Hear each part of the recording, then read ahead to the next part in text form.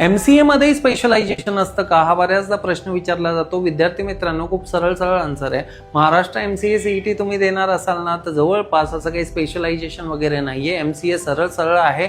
हा ठीक आहे, कॉलेज त्यांच्या ऑटोनॉमस वगैरे कॉलेजेस असतात, त्यांच्या ऍडव्हर्टायझिंग लेवलवर ते काय करतात की आमचा MCA आर्टिफिशियल इंटेलिजन्स मध्ये आहे, सायबर सिक्युरिटी मध्ये वगैरे वगैरे. पण विद्यार्थी मित्रांनो, MCA ते MCAच आहे. मात्र प्रायव्हेट युनिव्हर्सिटीज जे असतात, फॉर एक्झाम्पल पुण्याचं बोलायचं झाल्यास MIT WPU असेल, सिम्बायोसिस असेल किंवा DY पाटील असेल, अशा अनेक प्रायव्हेट युनिव्हर्सिटी आहेत.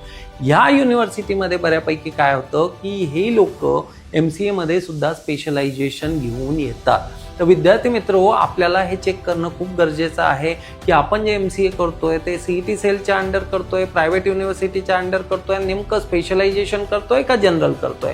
तर जनरल MCA करावं सध्या तरी माझं असं मत आहे. त्याने डेफिनेटली सगळ्या ब्रांचेस तुमच्या समोर ओपन राहतील. याच्या व्यतिरिक्त काही कन्फ्युजन असेल, एनर्जी अकॅडमीच्या टीमला आपण संपर्क करू शकता. थँक्यू.